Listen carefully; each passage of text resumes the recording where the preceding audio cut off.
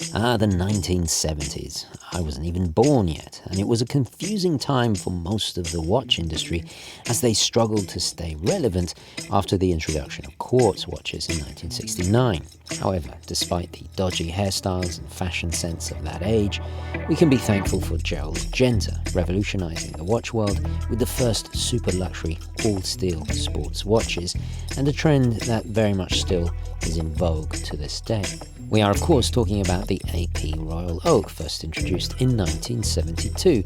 Then Patek and IWC wanted in on it too, after seeing AP's success, and he created the Nautilus and Ingenier SL in 1976. But those watches cost almost vulgar amounts of money. So what if you're not swimming in DuckTales amounts of cash, and you want something similar and fun that will not break the bank? Well, you are in the right place. So hit that like button, turn up the 70s music, and enjoy.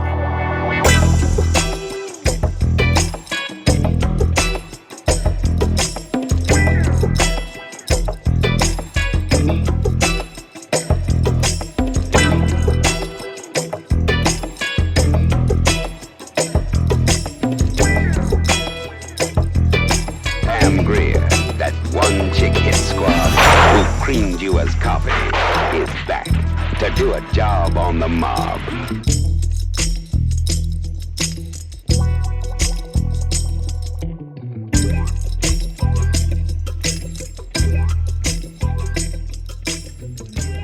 I'm gonna make him an offer he can't refuse.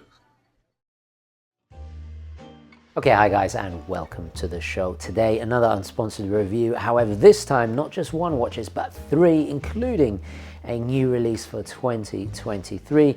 More on that in just a moment. I'll quickly do a wristwatch check. Wearing a 1962 Dan Henry, and I have it on a Nizza strap by Fluco. I bought this one from Holborn's, one of my favorite suede straps, very supple, but also I own them in a ton of different colors.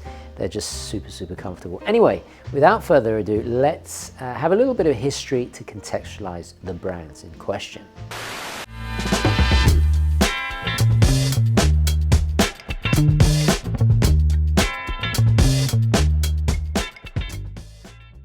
In many ways, the brands carefully selected for this video encapsulate exactly what is so rewarding about micro brands, especially when compared to the typical go-to big boy brands.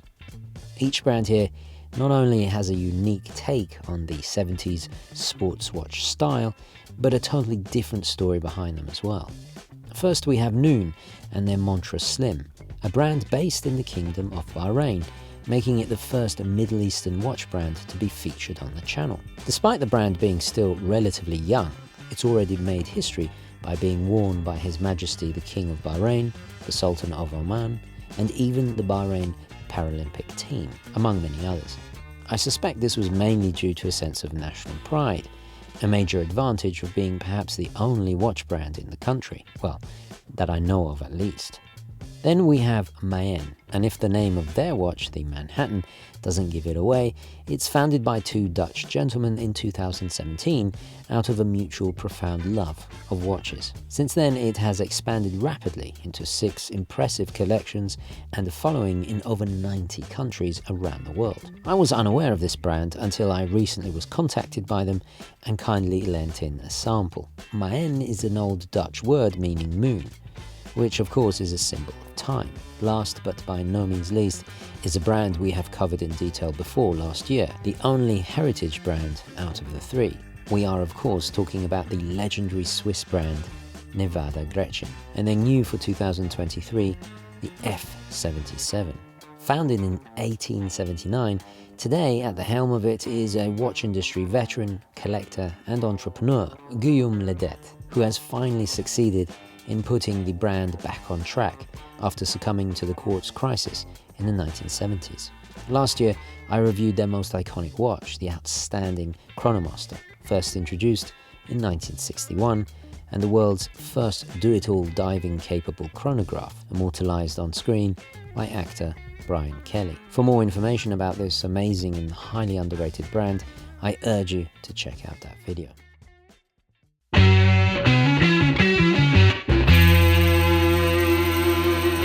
When it comes to the scale of these watches, thankfully they are all modest in size. You could say period correct. On my 6.5-inch wrist, they do wear larger, and this goes for everybody because of the way integrated bracelets meet the main case. So a 38 wears like a 40, a 40 wears like a 42, etc. Always bear that in mind with this style of watch. The Nuun Montre Slim, or MS as I will refer to it from now on, is the most comfortable, by the watch design taking full advantage of the slender quartz movement inside and having a very flat case back screwed in with actual screws, and it's almost flush with the case, whereas the other two have more conventional case backs. The MS also has the most fluid of bracelets compared to the other two, as it is linked by smaller, thinner individual links, whereas the Manhattan and F77 have more oyster-style 3-link bracelets. However, they all have double push-button clasps. The Manhattan has a butterfly, the MS a regular deployant, but the F77 is the only one with a micro-adjustable clasp. And this really elevates the ability to get a more precise and thus comfortable fit. The Manhattan and the F77 both have screwed links, but this is understandable considering their value, and we'll talk about that later. In terms of luminescence, the Manhattan is by far the winner, with its generous C1X1 superluminova and the respectable orientation by having the 6, 9 and 12 marker slightly larger. The MS, of course, only having it on the hands is the weakest, and the F77 somewhere in the middle, doing a pretty decent job considering its modest lume plots. Now the complete opposite can be said about the MS here, because of course we have a quartz movement in there. You have the inherent accuracy, robustness, affordability to maintain, etc. And this is the GL20 from Miyota. The fantastic thing is, because it's a true two-handed only quartz movement, you don't have running seconds, you don't have date, nothing like that. That boosts the battery life to about 3 years. The Manhattan houses a Ronda R150 automatic, which was first introduced in 2016. Despite being very similar with its undecorated utilitarian architecture, it's often mistaken for an ETA clone. Unlike the Soprod P024 in the F77, which actually is based on the tried and tested for decades ETA 2824-2. It has to be said the feel and winding is very refined in the Ronda compared to the rather grainy F77 that behaves like any ETA or Solita that we all know so well. There's an extra few hours of power reserve in the Ronda too, bringing it over 40 hours compared to the Soprod's 38. But everything else, the bidirectional winding, hacking, 28,800 vibrations an hour, quickset and so on, all behaves very much the same way. However, when it comes to the cost of servicing or maintenance, some extra research will be required, as I've seen some of the cost of spare parts vary dramatically. The Soprod is a more dependable option that can be serviced as easily as the 2824-2. Accuracy-wise, there's hardly much difference between these two Swiss-made automatics, both well under 10 seconds of deviation per day. When it comes to water resistance, we have a clear winner here with the F77. Not only is it 100 meters, that's double than the other two, it also has a screw-down crown, which does reassure a lot of people, and I feel it elevates it to a true sports watch status. You know, you can wear this in the pool or in the boardroom, and it works just as well.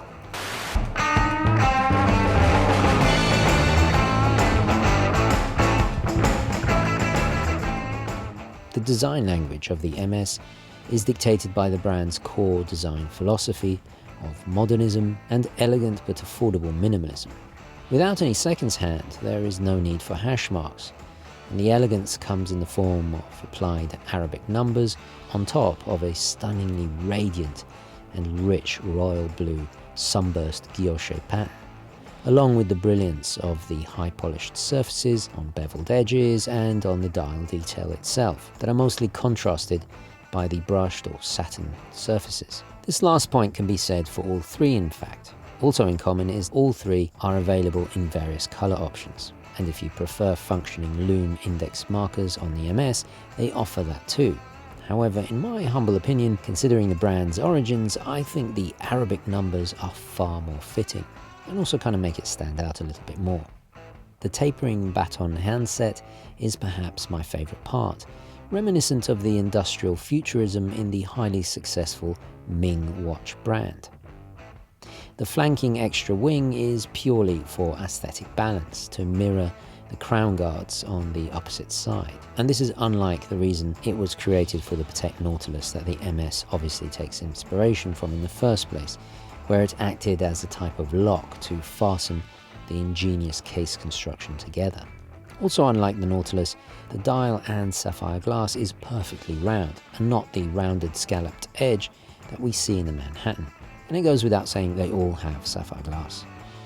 The Manhattan and the F77 both continue this mix of brushed and high polish finishing. However, the Manhattan features a vertical Côte de Genève pattern on the dial, and as their website so accurately described, and I quote, creates a spectrum of beautiful shimmers depending on the lighting, end quote. The direction of the striping is important too, the Nautilus famously having horizontal lines instead. It's as if Maen is cheekily saying, we're going to do it our way.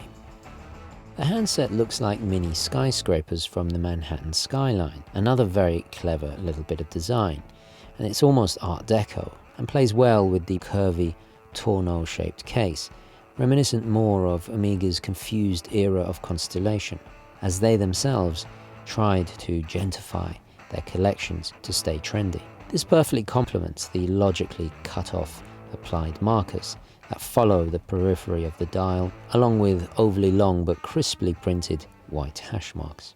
The F77 here is a very different animal compared to the other two. Not only is its design the most complex and I feel nuanced, it's also the only one out of the three that is a faithful recreation of something from the actual 70s. In fact, one of the most rarest Nivada Grenchen watches ever made. Originally introduced in 1977, the F77 was intended as some kind of automotive-inspired watch.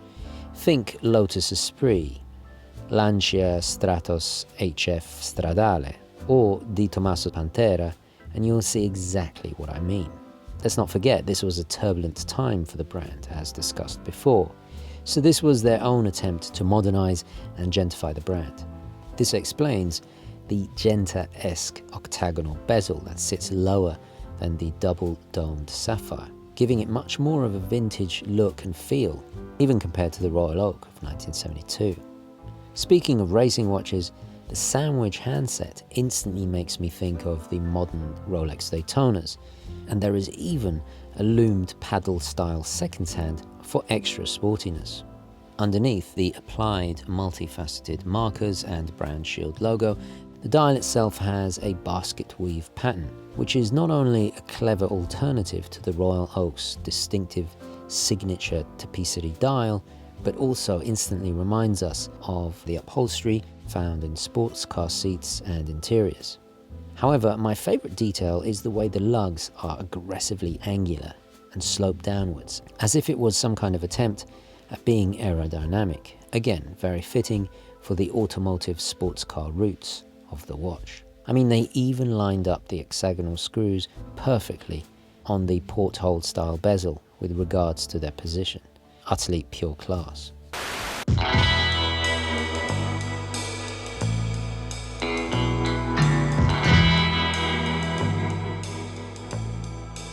Now, undoubtedly the biggest negative with this style of sports watch from the 70s is, well, ironically, the same thing that helps to define it, or one of its key traits. We are, of course, talking about the integrated bracelet. However, one of the three brands has provided a little bit of a solution. The MS watch is the only one that has ingeniously helped alleviate this by having a nifty bolt-action quick-release system. It's very easy to swap out, and they've even included a really excellent black nanotech dirt-resistant rubber strap that comes with the watch. With the other two, it looks like you're very much stuck with the bracelet. So a really nice touch there by Nuun. Another negative is, out of the three, the MS could be accused of being too much of a homage watch, despite a vastly different bracelet, dial, hands, fit and feel. I feel the other two differ more to what they take inspiration from.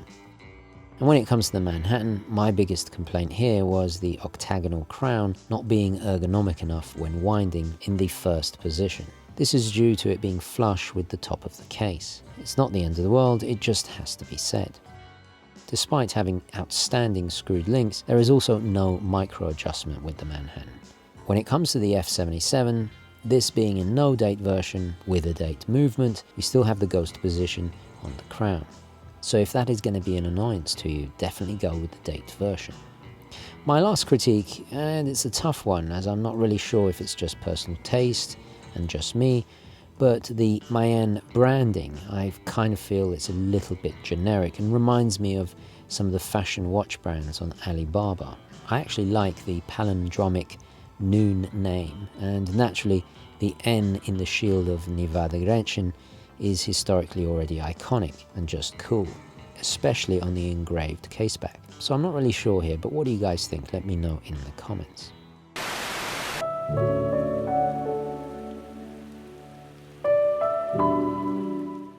Ultimately, what is really interesting about these three brands is how differently they have approached this genre or style or period of watch, and still able to give you that gentle look without being too on the nose or too similar from each other.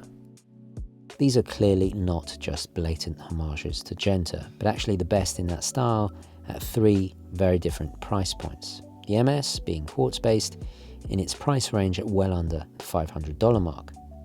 The Manhattan is perhaps the most competitive value-wise at around $700, making it by far the best Swiss mechanical Genta alternative under the $1,000 category.